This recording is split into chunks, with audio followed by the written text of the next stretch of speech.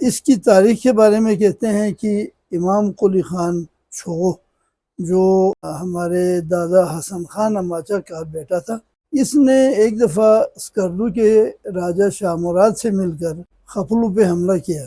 خپلو پہ حملے کے دوران انہوں نے خپلو میں چاچن کی مسجد دیکھی اور اس سے بہت متاثر ہوا، تو واپس آنے کے بعد انہوں نے اپنے محل کے ساتھ اس مسجد کی بنیاد رکھی۔ تو راجہ صاحب نے اپنے نماز کے لیے اس کے بالائی حصے کو مختص کیا ہوا تھا، اور لوگوں کی عبادت کے لیے نماز وغیرہ کے لیے مجالس کے لیے اس کا جو زیرین حصہ تھا وہ استعمال ہوتا تھا۔ ناصر طوسی کا زمانہ اس مسجد کی تعمیر سے پہلے کا ہے، اور بعد میں جو سید مختار اور سید یحییٰ دو برادران تھغس سے تشریف لائے، ان کا زمانہ اس مسجد کے بننے کے تقریباً 150-200 سال بعد کا ہے۔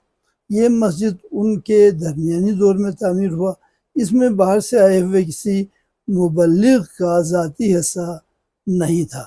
اس کو راجہ صاحب نے اپنی پسند سے، اپنی خواہش پہ اور اپنی عبادت کے لیے بنایا۔ سیاچن ٹائمز کے ناظرین کی خدمت میں آداب عرض ہے، میں ہوں ڈاکٹر حسن خان اماچا۔ آج ہم شگر کے ایک اہم تاریخی مسجد کے بارے میں آپ کو بتانے جا رہے ہیں۔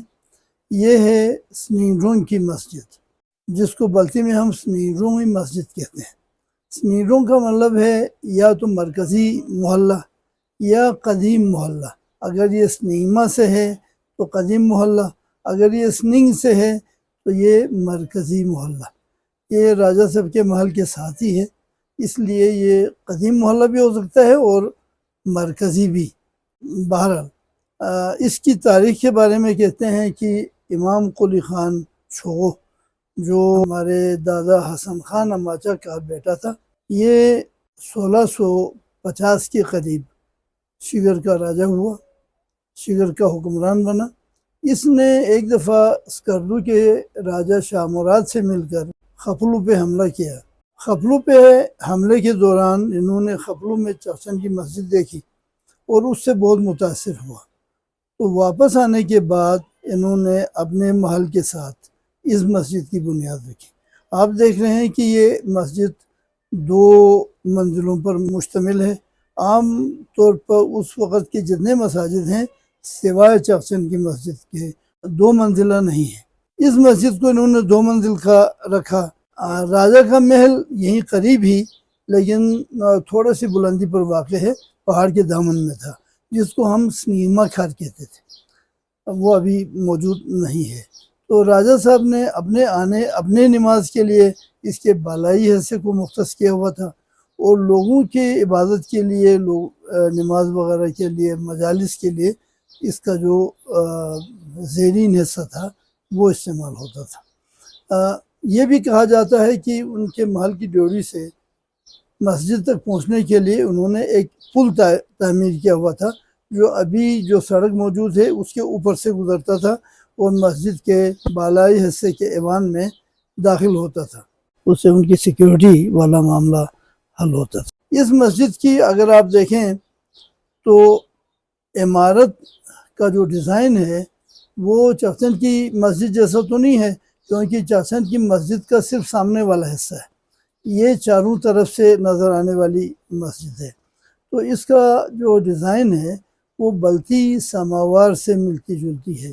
اس کا زیرین حصہ تھوڑا سا چھوٹا ہے، اور اس کا جو بالائی حصہ ہے زیرین حصے کی نسبت تقریباً 1-1.5 فٹ بڑا ہوا ہے۔ اس مسجد سے متعلق دوسری اہم بات یہ ہے کہ جو اولین مبلغین یہاں شگر میں یا اسکردو میں آئے، ان میں سے ناصر طوسی کا زمانہ اس مسجد کی تعمیر سے پہلے کا ہے، اور بعد میں جو سید مختار اور سید یحییٰ دو برادران تھغس سے تشریف لائے، ان کا زمانہ اس مسجد کے بننے کے تقریباً 150-200 سال بعد کا ہے۔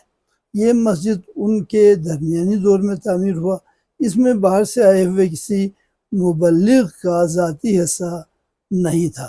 اس کو راجہ صاحب نے اپنی پسند سے، اپنی خواہش پہ اور اپنی عبادت کے لیے بنایا۔ اس کی تعمیر میں آپ دیکھیں تو کشمیری اور بلتی آرٹ دونوں پایا جاتا ہے۔ کشمیری آرٹ کو ابتدا ہوئے 782 میں جو چھپرنجی کی مسجد بنی، 782 ہی میں امبوڑی کی مسجد کی ابتدا ہوئی، ان سے یہ تقریباً 280 سال بعد کا ہے۔ اس وقت تک شیگر میں اس فن تعمیر کے جاننے والے، اس کے ماہر کاریگر پیدا ہو چکے تھے، تو شیگر ہی میں پیدا ہونے والے ماہر کاریگروں نے اس ایرانی یا کشمیری کاریگری کو اپناتے ہوئے اس کی تعمیر کی ہے۔ بلتی فن تعمیر کا ثبوت یہ ہے کہ یہ مسجد بھی پوری طرح ٹھٹھر سے بنا ہوا ہے، اور کشمیری جو آرٹ ہے، چوبکاری ہے، وہ آپ کو دیوار پہ، محراب میں، اوپر جو بلیاں لگائی ہوئے ہیں ان کے سروں پہ کشمیری اور ایرانی نقاشی آپ کو نظر آتی ہے۔ آپ دیکھیں کہ دروازے پر جو نقش ہیں وہ انتہائی نفیس اور خوبصورت نقاشی ہے جو مقامی کاریگروں نے بنایا ہے۔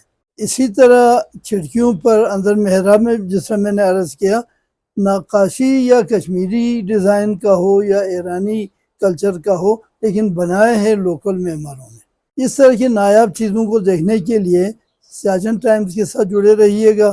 ملتے ہیں کسی اور اہم پروگرام میں، تب تک کے لیے خدا حافظ۔